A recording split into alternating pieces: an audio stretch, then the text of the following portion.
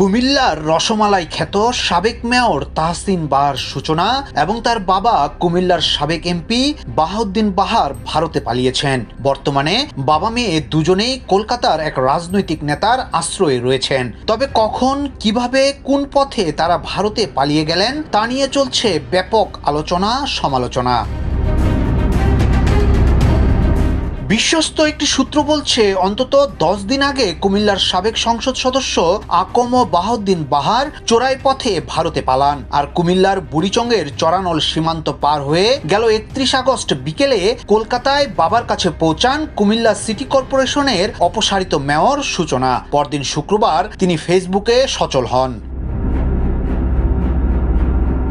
জানা গেছে, কুমিল্লার ব্রাহ্মণপাড়ার শশীদল ইউনিয়নের একজন হুন্ডি ব্যবসায়ীর মাধ্যমে অর্থের বিনিময়ে সীমান্ত পার হন সূচনা। তার সীমান্ত পার হওয়ার একটি ভিডিও ছড়িয়ে পড়েছে নেট দুনিয়ায়, যেখানে সন্দেহভাজন পাচারকারীর নামও রয়েছে। ভারতের বক্সগঞ্জে একদিন থাকার পর শনিবার বিকেলে কলকাতায় পৌঁছান সূচনা। সেখানে এক রাজনৈতিক নেতার তত্ত্বাবধানে অবস্থান করছেন বাহার। প্রতিদিন 10,000 রুপি চুক্তিতে সেখানেই আছেন তারা। সূত্রটি বলছে যে হুন্ডি ব্যবসায়ীর মাধ্যমে সূচনা সীমান্ত পার হয়েছেন তিনি এক প্রভাবশালী আওয়ামী লীগ নেতার ঘনিষ্ঠ।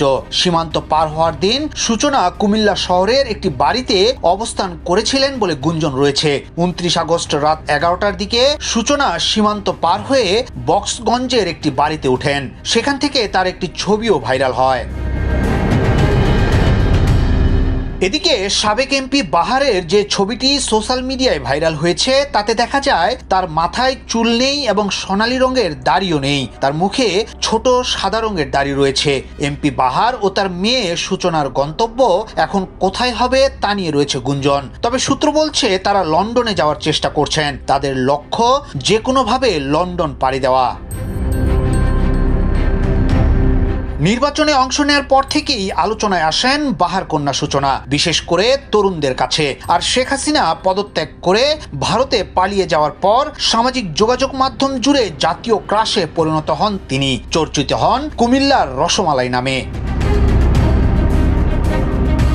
ইয়াসিন আলী, সোনালী নিউজ, ঢাকা।